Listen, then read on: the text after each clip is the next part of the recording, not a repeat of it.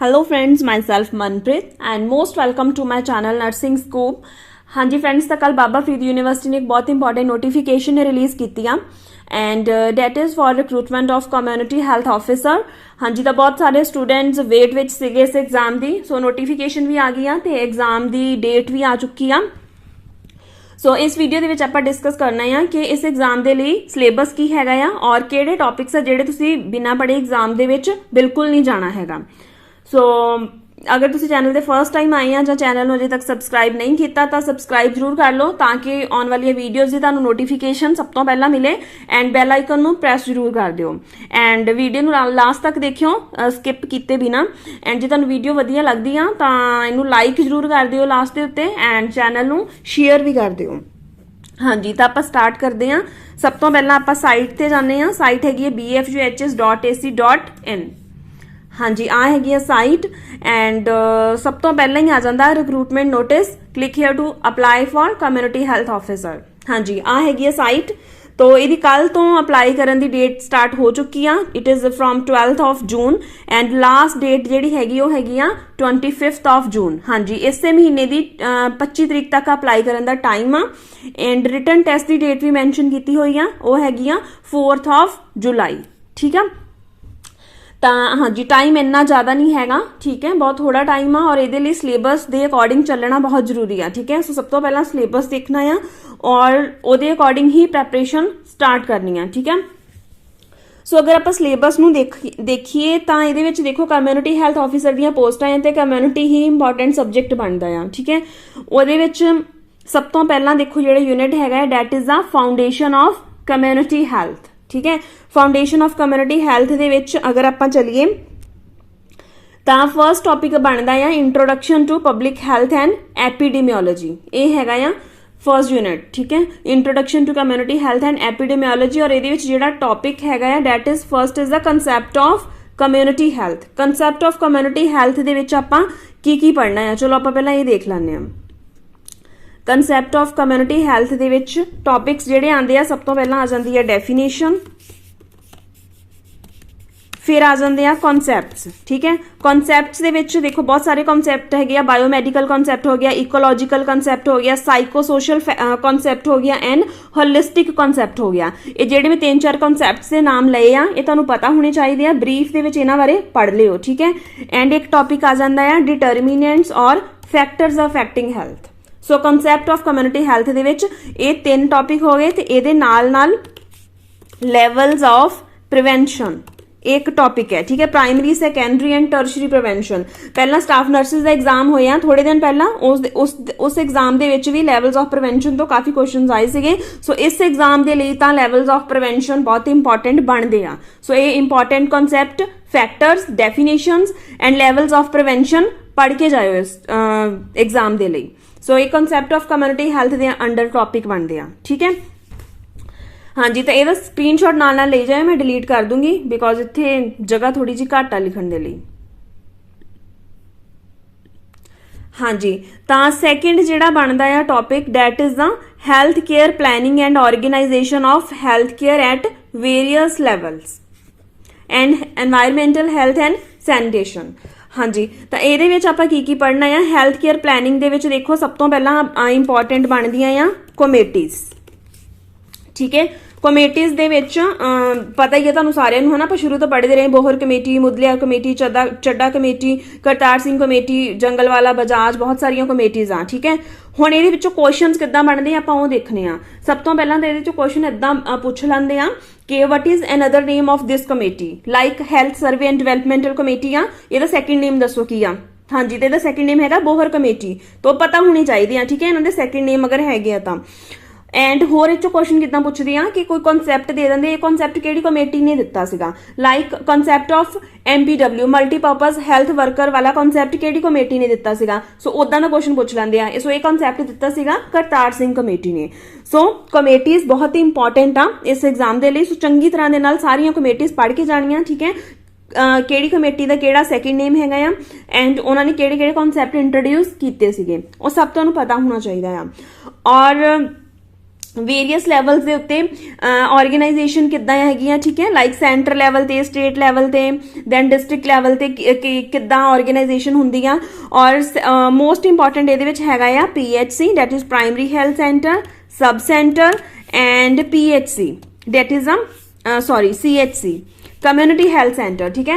ਇੱਥੇ ਤੁਹਾਨੂੰ ਇਹਨਾਂ ਦਾ ਸਟਾਫ ਪੈਟਰਨ ਪਤਾ ਹੋਣਾ ਚਾਹੀਦਾ ਆ, plus PHC, SC and CHC ਕਿੰਨੀ ਪੋਪੂਲੇਸ਼ਨ ਕਵਰ ਕਰਦੇ ਆ ਪਲੇਨ ਏਰੀਆਜ਼ ਦੇ ਵਿੱਚ, ਹਿਲੀ ਏਰੀਆਜ਼ ਦੇ ਵਿੱਚ, ਉਹ ਪਤਾ ਹੋਣਾ ਚਾਹੀਦਾ ਆ।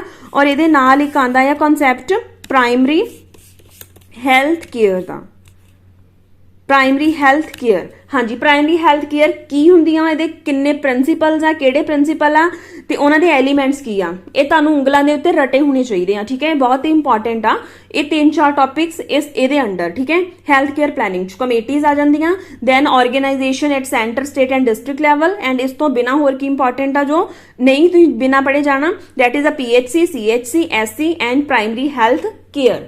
And environmental health and sanitation ਦੇ ਵਿੱਚ ਤੁਸੀਂ ਕੀ ਪੜ੍ਹਨਾ ਆ, ਉਹਦੇ ਵਿੱਚ ਤੁਸੀਂ ਥੋੜਾ ਬਹੁਤ ਪੋਲਿਊਸ਼ਨ ਬਾਰੇ ਦੇਖ ਲਿਓ, ਠੀਕ ਹੈ, air pollution, noise pollution, then water pollution and water sanitation ਬਹੁਤ ਇੰਪੋਰਟੈਂਟ ਆ ਇੱਥੇ, ਵਾਟਰ ਸੈਨੀਟੇਸ਼ਨ।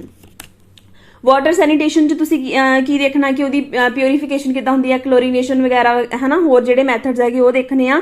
ਐਂਡ ਇਹਦੇ ਵਿੱਚ ਇੱਕ ਪਾਸਚਰਾਈਜੇਸ਼ਨ ਦਾ ਟੌਪਿਕ ਦੇਖ ਲਿਓ, ਠੀਕ ਹੈ, ਕਿ ਕਿੰਨਾ ਟੈਂਪਰੇਚਰ ਹੁੰਦਾ, ਕਿੰਨੇ ਟਾਈਮ ਲਈ ਆਪਾਂ ਰੱਖਣਾ ਹੁੰਦਾ, ਉਹ ਸਭ। ਸੋ ਇਹ ਹੋ ਗਿਆ ਐਨਵਾਇਰਮੈਂਟਲ ਹੈਲਥ ਐਂਡ ਸੈਨੀਟੇਸ਼ਨ 'ਚ ਜੋ ਇੰਪੋਰਟੈਂਟ ਚੀਜ਼ਾਂ ਆ। ਸੋ ਸਕਰੀਨਸ਼ਾਟ ਲੈ ਲਓ, ਮੈਂ ਲੱਗੀ ਹਾਂ ਡਿਲੀਟ ਕਰਨ। ਹਾਂਜੀ, ਸੋ ਨੈਕਸਟ ਜਿਹੜਾ ਆਉਂਦਾ ਆ, ਨੈਕਸਟ ਟੌਪਿਕ ਹੈਗਾ ਇੰਟਰੋਡਕਸ਼ਨ ਟੂ ਐਪੀਡੈਮੀਓਲੋਜੀ, ਐਪੀਡੈਮੀਓਲੋਜੀਕਲ ਅਪਰੋਚਸ ਐਂਡ ਪ੍ਰੋਸੈਸਸ। ਹਾਂਜੀ, ਸੋ ਮੋਸਟ ਇੰਪੋਰਟੈਂਟ ਟੌਪਿਕ ਹੈਗਾ ਆ ਜਿਹੜਾ ਕਮਿਊਨਿਟੀ ਦਾ ਇੱਥੇ ਬਣਦਾ ਆ। ਤੇ ਇਸ ਤੋਂ ਤਾਂ ਨਾਰਮਲ ਸਟਾਫ ਨਰਸਿਸ ਦਾ ਜਿਹੜਾ ਪੇਪਰ ਹੈਗਾ ਆ ਉਹਦੇ 'ਚ ਵੀ ਬਹੁਤ ਸਾਰੇ ਕੁਐਸਚਨਸ ਪੁੱਛੇ ਜਾਂਦੇ ਆ, ਠੀਕ ਹੈ, ਐਪੀਡੈਮੀਓਲੋਜੀ ਚੋਂ। ਸੋ ਐਪੀਡੈਮੀਓਲੋਜੀ ਨੂੰ ਜਦ ਤੁਸੀਂ ਸਟਾਰਟ ਕਰਨਾ ਹੈ, ਸਭ ਤੋਂ ਪਹਿਲਾਂ ਕੀ ਪੜ੍ਹਨਾ, ਐਪੀਡੈਮੀਓਲੋਜੀ ਦੀ ਡੈਫੀਨੇਸ਼ਨ। ਚਲੋ ਉਹ ਤਾਂ ਹੈ ਹੀ ਆ, ਇੰਪੋਰਟੈਂਟ ਬਣਦੀ ਆ, ਠੀਕ ਹੈ। ਡੈਫੀਨੇਸ਼ਨ ਤੋਂ ਬਿਨਾ ਹੋਰ ਕਾਫੀ ਸਾਰੀਆਂ ਟਰਮੀਨੋਲੋਜੀਜ਼ ਆਉਂਦੀਆਂ, ਠੀਕ ਹੈ, ਟਰਮੀਨੋਲੋਜੀਜ਼, ਟਰਮਸ। ਸੋ ਹੁਣ ਮੈਂ ਟਰਮਸ ਇੱਥੇ ਤੁਹਾਨੂੰ ਬੋਲ ਕੇ ਦੱਸ ਦਿੰਨੀ ਆ, ਲਿਖਣ ਨੂੰ ਜ਼ਿਆਦਾ ਟਾਈਮ ਲੱਗ ਜਾਣਾ। ਟਰਮੀਨੋਲੋਜੀ ਦੇ ਵਿੱਚ ਦੇਖੋ, ਐਂਡੈਮਿਕ ਕੀ ਆ, ਐਪੀਡੈਮਿਕ ਕੀ ਆ, ਪੈਂਡੈਮਿਕ ਕੀ ਆ, ਸਪੋਰੈਡਿਕ ਕੀ ਆ, ਜ਼ੂਨੋਟਿਕ ਡਿਜ਼ੀਜ਼ਸ ਕੀ ਹੁੰਦੀਆਂ, then what is elimination, what is eradication, what is virulence, then incidence rate ਕੀ ਆ, ਪ੍ਰੈਵਲੈਂਸ ਰੇਟ ਕੀ ਆ, ਠੀਕ ਹੈ, ਪੈਥੋਜੈਨਿਸਿਟੀ ਕੀ ਆ, ਇਨਕਿਊਬੇਟਰੀ ਪੀਰੀਅਡ ਕੀ ਆ, ਉਹ ਸਭ ਤੁਹਾਨੂੰ ਪਤਾ ਹੋਣਾ ਚਾਹੀਦਾ ਆ। ਔਰ ਇਸ ਤੋਂ ਬਿਨਾ ਹੋਰ ਇੰਪੋਰਟੈਂਟ ਕੀ ਆ, ਚੇਨ ਆਫ ਇਨਫੈਕਸ਼ਨ, ਠੀਕ ਹੈ। ਚੇਨ ਆਫ ਇਨਫੈਕਸ਼ਨ ਦੇ ਵਿੱਚ ਇਨਫੈਕਸ਼ੀਅਸ ਏਜੰਟ ਕੀ ਹੁੰਦਾ ਆ, ਰੈਜ਼ਰਵਾਇਰ ਕੀ ਹੁੰਦਾ ਆ, ਟਾਈਪਸ ਕੀ ਆ ਰੈਜ਼ਰਵਾਇਰ ਦੀਆਂ, ਦੈਨ ਪੋਰਟਲ ਆਫ ਐਂਟਰੀ ਕੀ ਆ, ਪੋਰਟਲ ਆਫ ਐਗਜ਼ਿਟ ਕੀ ਆ, ਠੀਕ ਹੈ, ਦੈਨ ਹੋਸਟ ਕੀ ਹੈ, ਠੀਕ ਹੈ। ਸਭ ਕੁਝ ਤੁਹਾਨੂੰ ਇਹ ਡਿਟੇਲ 'ਚ ਟੌਪਿਕ ਪੜ੍ਹ ਕੇ ਜਾਣਾ ਆ, ਇਹਦੇ 'ਚੋਂ ਕੁਝ ਨਹੀਂ ਛੱਡਣਾ ਹੈਗਾ। ਔਰ ਐਪੀਡੈਮੀਓਲੋਜੀ ਦੀ ਮੈਂ ਇੱਕ ਵੀਡੀਓ ਪਹਿਲਾਂ ਬਣਾ ਕੇ ਪਾਈ ਵੀ ਹੋਈ ਆ, ਕਾਫੀ ਇੰਪੋਰਟੈਂਟ ਕੁਐਸਚਨਸ ਹੈਗੇ ਆ, ਤੁਸੀਂ ਇਸੇ ਚੈਨਲ ਤੇ ਜਾ ਕੇ ਚੈੱਕ ਕਰ ਲਿਓ ਇੱਕ ਵਾਰੀ, ਠੀਕ ਹੈ। ਸੋ ਐਪੀਡੈਮੀਓਲੋਜੀਕਲ ਟ੍ਰਾਇਡ ਬਹੁਤ ਇੰਪੋਰਟੈਂਟ ਆ, ਏਜੰਟ, ਹੋਸਟ, ਐਨਵਾਇਰਨਮੈਂਟ ਜਿਹਦੇ 'ਚ ਆਪਾਂ ਪੜ੍ਹਦੇ ਆ।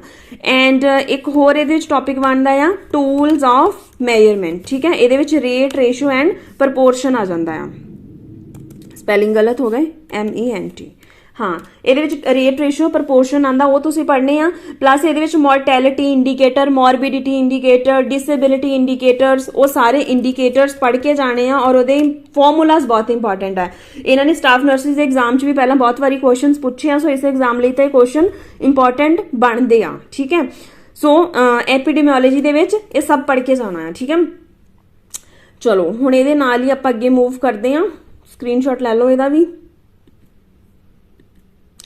ਹਾਂਜੀ, ਜੋ ਨੈਕਸਟ ਅੱਗੇ ਬਣਦਾ important, that is the demography, surveillance and interpretation of data. ਹਾਂਜੀ, ਡੈਮੋਗ੍ਰਾਫੀ ਦੇ ਵਿੱਚ ਕੀ ਪੜ੍ਹਨਾ, ਡੈਮੋਗ੍ਰਾਫੀ 'ਚ ਦੇਖੋ ਸਭ ਤੋਂ ਪਹਿਲਾਂ ਸੈਂਸਸ ਬਹੁਤ ਇੰਪੋਰਟੈਂਟ ਆ।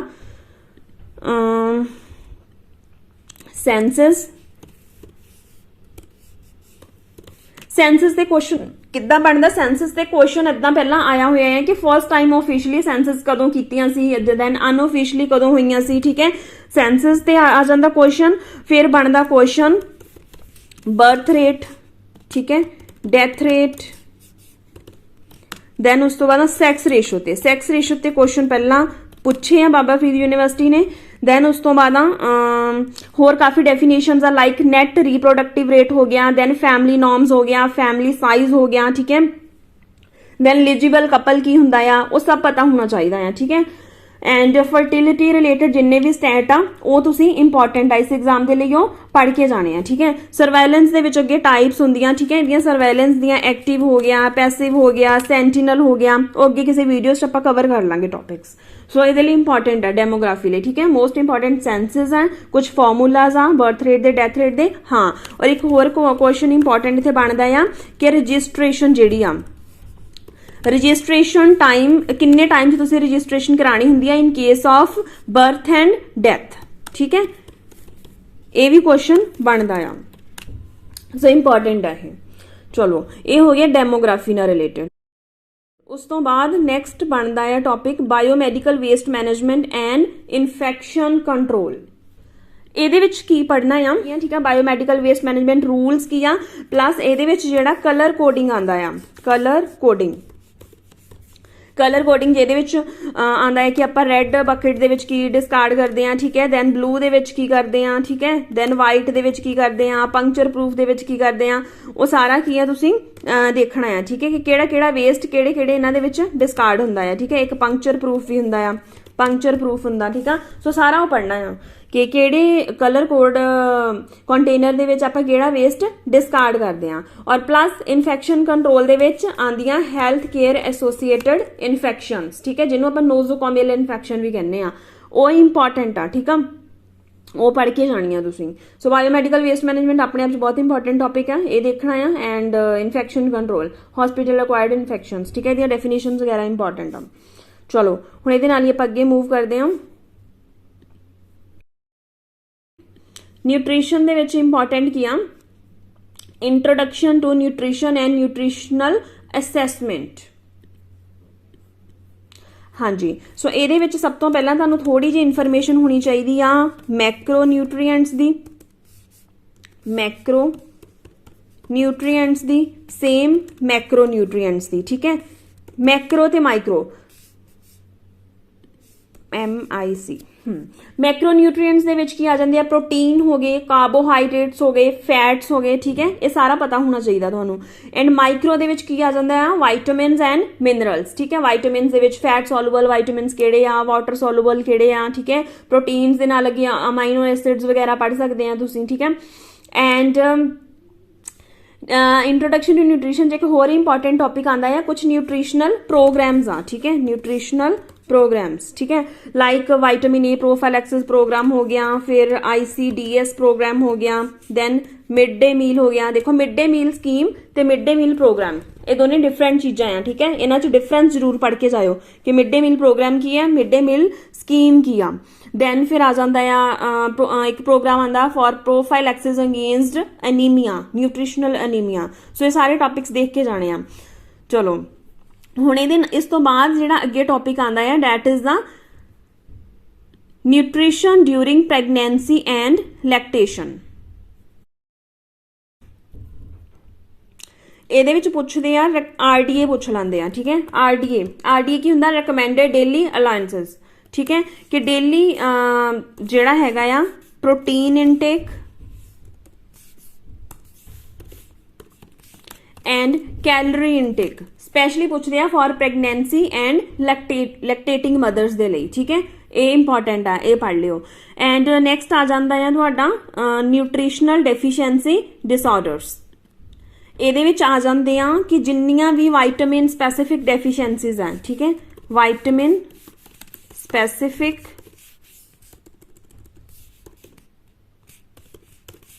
ਡੈਫੀਸ਼ੀਐਂਸੀਜ਼ लाइक प्लैगरा हो गया, दैन रिक्टस हो गया, स्कर्वी हो गया, ठीक है, ये किहड़े विटामिन इन्हां नूं करदे आ कॉज एंड इन्हां दे स्पैसीफिक साइन एंड सिम्पटम्स की आ, वो सारे पढ़ के जाने आ, ठीक है। एंड सैकेंड इंपॉर्टेंट टॉपिक जो बिल्कुल नहीं छड्डन वाला that is a protein energy mall nutrition. हाँ जी, क्वाशियोरकर एंड मरासमस दो डिजीजेस सुनिया हुई सारिया ने, ठीक है, वो PEM के अंडर आदियां, वो चंगी तरह पढ़ के जानिया उन्होंने साइन एंड सिम्पटम्स की है, ठीक है, और केड़ा प्रोटीन की डेफिशिएंसी ना हुंदा, ठीक है, केड़ा एनर्जी की डेफिशिएंसी ना हुंदा। सो किहदे विच एनर्जी डेफिशिएंसी हुंदी है, किहदे विच प्रोटीन डेफिशिएंसी हुंदी है, वो सब पढ़ के जाना तुसीं। सो इस तो बाद जो इंपॉर्टेंट चीज़ बनती है that is the food borne diseases and food safety, food borne disease and food safety, ठीक है। सो कुछ एक इन्फेक्शनस होंदियां हैं ਜਿਹੜੀਆਂ ਹੁੰਦੀਆਂ ਆ ਫੂਡ ਕੰਟੈਮੀਨੇਸ਼ਨ ਦੇ ਨਾਲ। ਸੋ ਉਹਦੇ ਵਿੱਚ ਤੁਹਾਨੂੰ ਇੰਪੋਰਟੈਂਟ ਪੈਥੋਜਨਸ ਪਤਾ ਹੋਣੇ ਚਾਹੀਦੇ ਆ, ਠੀਕ ਹੈ, ਲਾਈਕ ਸੈਲਮੋਨੇਲਾ ਹੋ ਗਿਆ, ਦੈਨ ਕਲੋਸਟ੍ਰੀਡੀਅਮ ਪਰਫਰੈਂਜੈਂਸ ਹੋ ਗਿਆ, ਦੈਨ ਸਟੈਫਾਈਲੋਕੋਕਸ ਔਰੀਅਸ ਹੋ ਗਿਆ, ਜਿਹੜੇ ਕੀ ਕਰਦੇ ਆ ਫੂਡ ਬੌਰਨ ਡਿਜ਼ੀਜ਼ਸ ਕਰਦੇ ਆ, ਮੀਨਸ ਕਿ ਇਨਫੈਕਸ਼ਨਸ ਕਾਜ਼ ਕਰਦੇ ਆ। ਸੋ ਉਹ ਵੀ ਇੱਥੇ ਪਤਾ ਹੋਣੇ ਚਾਹੀਦੇ ਆ। ਸੋ ਨਿਊਟ੍ਰੀਸ਼ਨ ਦੇ ਵਿੱਚ ਇੰਪੋਰਟੈਂਟ ਦੇਖੋ ਕੀ ਆ, ਮਾਈਕਰੋ ਨਿਊਟ੍ਰੀਐਂਟਸ ਹੋ ਗਏ, ਮਾਈਕਰੋ ਨਿਊਟ੍ਰੀਐਂਟਸ ਹੋ ਗਏ, ਕੁਝ ਨਿਊਟ੍ਰੀਸ਼ਨਲ ਪ੍ਰੋਗਰਾਮਸ ਹੋ ਗਏ, ਦੈਨ ਕੁਝ ਸਪੈਸੀਫਿਕ ਜੋ ਡੇਲੀ ਅਲਾਉਂਸ ਹੁੰਦਾ ਆ ਪ੍ਰੋਟੀਨ ਦਾ, ਕੈਲੋਰੀਜ਼ ਦਾ for pregnant and lactating woman, ਉਹ ਪਤਾ ਹੋਣਾ ਚਾਹੀਦਾ। Then nutritional deficiencies, vitamin specific ਹੋ ਗਿਆ, PEM ਹੋ ਗਿਆ, protein energy malnutrition, then food borne diseases and food safety, ਇਹਦੇ ਬਾਰੇ ਥੋੜਾ ਜਿਹਾ ਪੜ੍ਹ ਕੇ ਜਾਣਾ। ਸੋ ਇਹ ਲੱਗੀ ਹੈ ਮੈਂ ਹੁਣ ਇਹਨੂੰ ਕਰਨ ਡਿਲੀਟ। ਸੋ ਅੱਗੇ ਆਪਾਂ ਨੈਕਸਟ ਮੂਵ ਕਰਦੇ ਹਾਂ। ਨੈਕਸਟ ਆ ਜਾਂਦਾ ਆ communicable diseases under national health programme. ਹਾਂਜੀ, ਸੋ ਫਸਟ ਇਹਦੇ ਵਿੱਚ ਆ ਜਾਂਦਾ ਆ ਸਭ ਤੋਂ ਪਹਿਲਾਂ ਐਪੀਡੀਮੀਓਲੋਜੀ ਆਫ ਸਪੈਸੀਫਿਕ ਕਮਿਊਨੀਕੇਬਲ ਡਿਜ਼ੀਜ਼ਸ, ਠੀਕ ਹੈ। ਫਿਰ ਆ ਜਾਂਦੀਆਂ ਆ ਕਮਿਊਨੀਕੇਬਲ ਡਿਜ਼ੀਜ਼ਸ ਵਿਚ ਆਰ ਵੈਕਟਰ ਬੌਰਨ ਡਿਜ਼ੀਜ਼ਸ ਹੋ ਗਈਆਂ। ਫਿਰ ਅੱਗੇ ਆ ਗਈਆਂ ਇਨਫੈਕਸ਼ੀਅਸ ਡਿਜ਼ੀਜ਼ਸ ਦੇ ਵਿੱਚ ਸਾਰੀਆਂ ਡਿਜ਼ੀਜ਼ਸ ਆ ਜਾਂਦੀਆਂ, ਠੀਕ ਹੈ। ਐਂਡ ਲਾਸਟ ਆ ਜਾਂਦੀਆਂ ਆ ਜ਼ੂਨੋਟਿਕ ਡਿਜ਼ੀਜ਼ਸ। ਸੋ ਫਸਟ ਅਗਰ ਆਪਾਂ ਗੱਲ ਕਰੀਏ ਕਿ ਐਪੀਡੈਮੀਓਲੋਜੀ ਦੇ ਵਿੱਚ ਕੀ ਪੜ੍ਹਨਾ, ਐਪੀਡੈਮੀਓਲੋਜੀ ਦੇ ਵਿੱਚ ਤਾਂ ਫਸਟ ਆਫ ਆਲ ਉਹ ਹੀ ਆ ਜਾਂਦਾ ਚੇਨ ਆਫ ਇਨਫੈਕਸ਼ਨ ਆਉਂਦਾ, ਠੀਕ ਆ, ਚੇਨ ਆਫ ਇਨਫੈਕਸ਼ਨ ਪੜ੍ਹ ਕੇ ਜਾਣਾ, ਠੀਕ ਹੈ, ਸਾਰੀਆਂ ਡਿਜ਼ੀਜ਼ਸ ਦਾ। ਔਰ ਇਹਦੇ ਵਿੱਚ ਮੋਸਟ ਇੰਪੋਰਟੈਂਟ ਹੈਗਾ ਇਨਕਿਊਬੇਸ਼ਨ ਪੀਰੀਅਡ, ਸ਼ਾਰਟ ਫਾਰਮ में लिखती IP। ਇਨਕਿਊਬੇਸ਼ਨ ਪੀਰੀਅਡ ਪੜ੍ਹ ਕੇ ਜਾਣਾ, ਜਿੰਨੀਆਂ ਵੀ ਇੰਪੋਰਟੈਂਟ ਡਿਜ਼ੀਜ਼ਸ ਆ ਲਾਈਕ ਮੀਜ਼ਲਸ ਹੋ ਗਏ, ਹਰਪੀਸ ਹੋ ਗਿਆ, ਹਰਪੀਸ ਜ਼ੋਸਟਰ, ਦੈਨ ਏਡਸ ਹੋ ਗਿਆ, चिकन पॉक्स हो गया, हैपेटाइटिस हो गया, इन्होंने इनक्यूबेशन पीरियड पढ़ के जाओ। एंड वैक्टर बॉर्न डिजीजेस किहड़ियां आ जांदियां, ठीक है। वैक्टर बॉर्न डिजीजेस दे विच मेनली आ जांदियां तुहाडा डेंगी हो गया, ठीक है, डेंगी फीवर हो गया, दैन मलेरिया हो गया,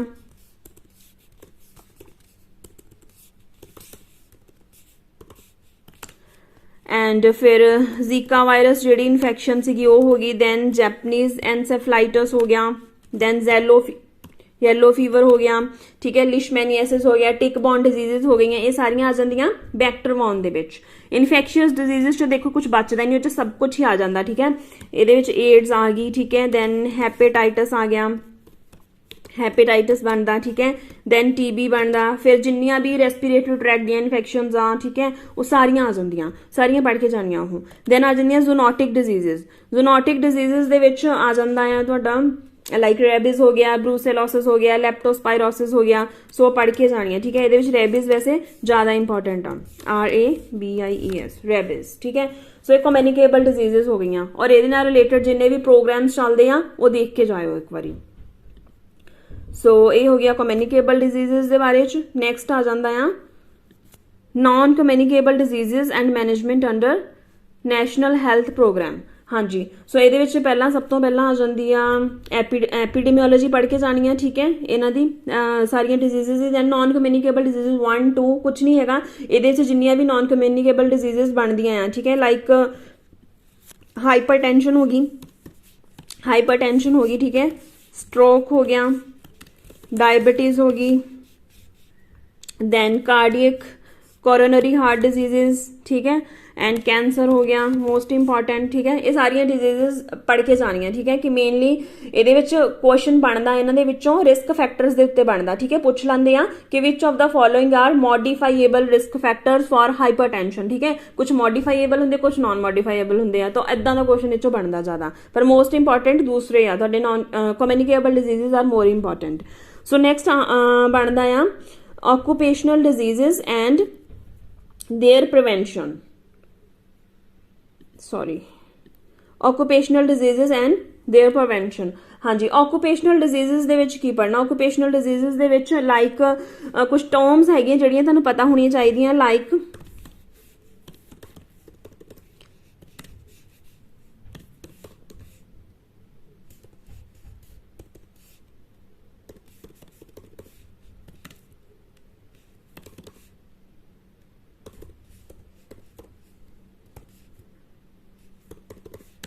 हाँ जी, इदा एंथ्राकोसिस हो गया, बिसिनोसिस हो गया, बैगिसोसिस हो गया। सो ये सारिया टर्म्स मतलब तो पता होने चाहिए, कई बार पूछ लेंगे, ठीक।